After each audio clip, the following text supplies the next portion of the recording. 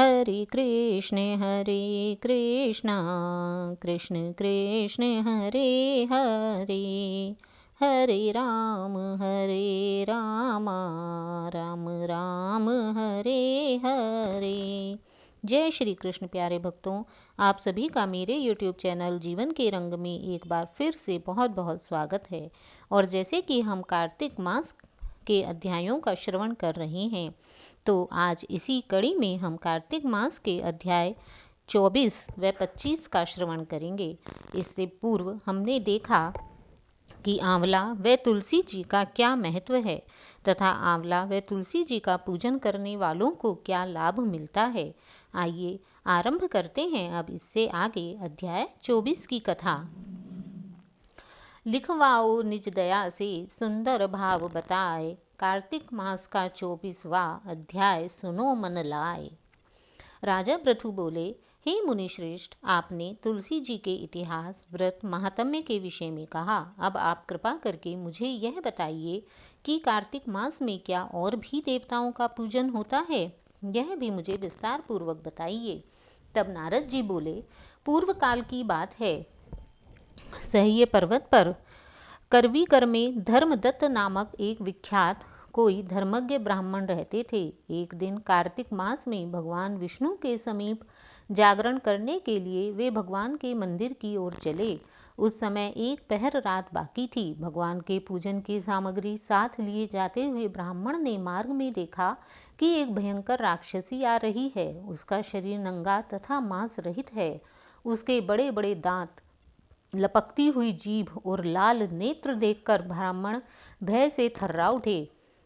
उनका सारा शरीर कांपने लगा। उन्होंने साहस करके पूजा की सामग्री तथा जल से ही उस राक्षसी के ऊपर प्रहार किया।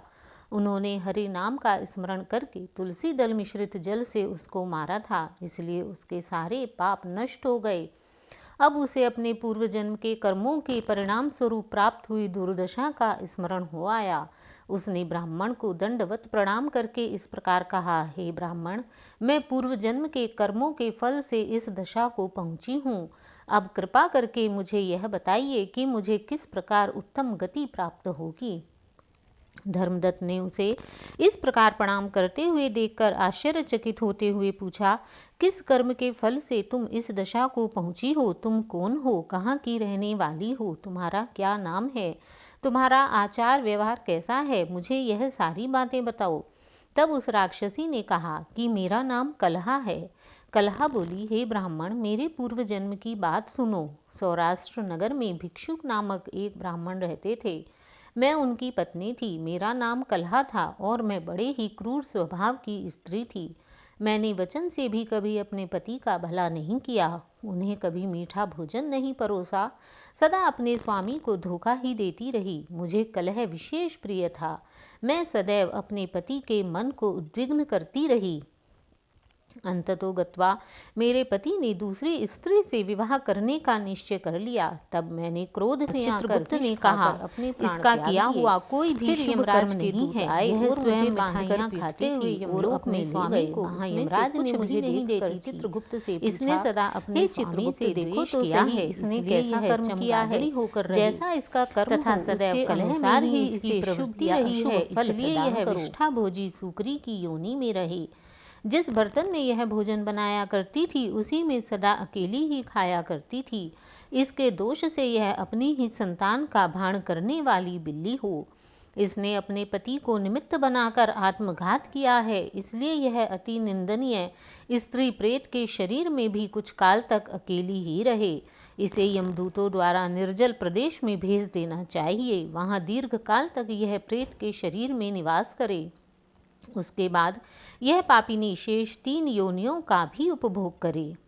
कलहा ने कहा, हे विप्रवर, मैं वही पापिनी कलहा हूँ तथा अपने इन्हीं पापों के कारण इस प्रेत शरीर में आए हुए मुझे 500 वर्ष बीत चुके हैं। अब मैं सदा भूख प्यास से पीड़ित रहती हूँ। एक बनिए के शरीर में प्रवेश करके मैं इस दक्षिण देश में कृष्णा उर्वेणी के संगम तक आई हूँ। ज्यों ही संगम के तट पर पहुँची त्यों ही भगवान शिव और विष्णु के पार्षदों ने मुझे बलपूर्वक बनिए के शरीर से दूर भगा दिया। तब से मैं भूख का कष्ट सहन करती हुई इधर उधर घूम रही हूँ। इतने में ही आपके ऊपर मेरी दृष्टि पड़ गई। मैं आपको खाना चाहती थी। आपके हाथ से तुलसी मिश्रित जल का संसर्ग पाकर मेरे सभी पाप नष्ट हो गए हैं। हे द्विजश्रेष्ठ, अब आप ही कोई उपाय कीजिए। आप ही बताइए कि मेरे इस शरीर से और भविष्य में होने वाली भयंकर 3 योनियों से मुझे किस प्रकार मुक्ति मिलेगी। कलहा का यह वचन सुनकर धर्मदत्त उसके पिछले कर्मों और वर्तमान अवस्था को देखकर बहुत ही दुखी हुआ। फिर उसने कहा कि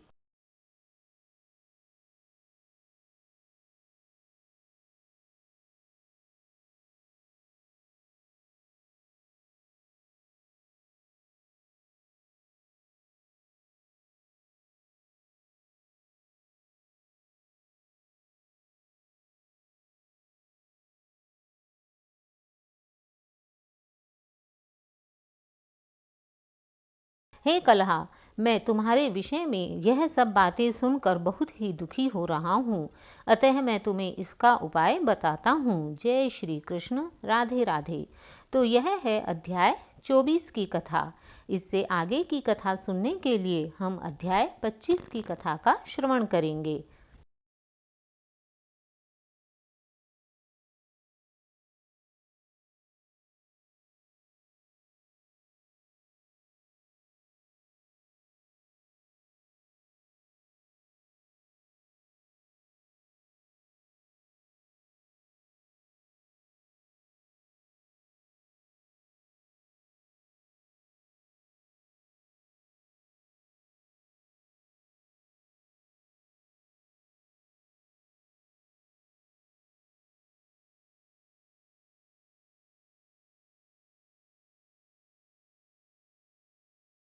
ओम नमो भगवते वासुदेवाय। तो आइए आरंभ करते हैं अध्याय 25 की कथा। सुनो प्रश्न ऋषियों का, बोले सूत जी ज्ञानी। 25वां अध्याय सुनो, कहता हूँ मैं श्री हरि जी की यह वाणी। तीर्थ में दान और व्रत आदि संकर्म करने से मनुष्य के पाप नष्ट हो जाते हैं, परंतु तू तो प्रेत के शरीर में है, अतः उन कर्मों को करने की अधिकारिणी नहीं है। इसलिए मैंने जन्म से लेकर अब तक जो भी कार्तिक का व्रत किया है, उसके पुण्य का आधा भाग मैं तुम्हें देता हूँ।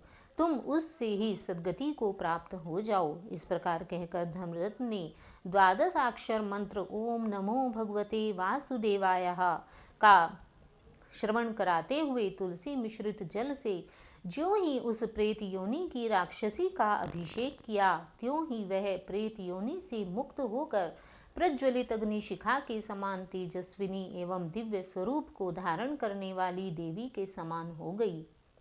उसका सौंदर्य लक्ष्मी जी की समानता करने लगा।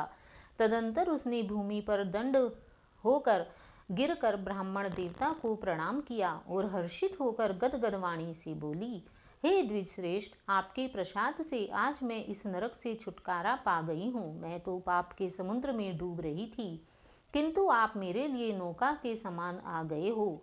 वह इस प्रकार ब्राह्मण से कह रही थी कि आकाश से एक दिव्य विमान उतरता हुआ दिखाई दिया। वह अत्यंत प्रकाशमान एवं विष्णु रूपधारी पार्षदों से युक्त था। विमान के द्वार पर खड़े हुए पुण्यशील और सुशील ने उस देवी को उठाकर श्रेष्ठ विमान पर चढ़ा लिया। तब धर्मदत्त ने बड़े आश्चर्य के साथ उस विमान को देखा और विष्णु रूपधारी पार्षदों को देखकर साष्टांग प्रणाम किया। पुण्यशील और सुशील ने प्रणाम करने वाले ब्राह्मण को उठाया और उसकी सराहना करते हुए कहा, हे द्विश्रेष्ठ, तुम्हें साधुवाद है, क्योंकि तुम सदैव भगवान विष्णु के भजन में तत्पर रहते हो, दीनों पर दया करते हो, सर्वज्ञ हो तथा भगवान विष्णु के व्रत का पालन करते हो। तुमने बचपन से लेकर अब तक जो कार्तिक व्रत का अनुष्ठान किया है, उसके आधे भाग का दान देने से तुम्हें दुगना पुण्य प्राप्त हुआ है और सैकड़ों जन्मों के पाप तुम्हारे नष्ट हो गए हैं। अब यह वैकुंठ धाम में ले जाई जा रही है। तुम भी इस जन्म के अंत में अपनी दोनों स्त्रियों के साथ भगवान विष्णु के वैकुंठ धाम में जाओगे और मुक्ति को प्राप्त करोगे। धर्मदत्त, जिन्होंने तुम्हारे समान भक्ति पूर्वक भगवान विष्णु की आराधना की है, वे धन्य और कृतकृत्य हैं। इस संसार में उन्हीं का जन्म सफल है। भली भांति आराधना करने पर भगवान विष्णु देहधारी प्राणियों को क्या नहीं देते हैं।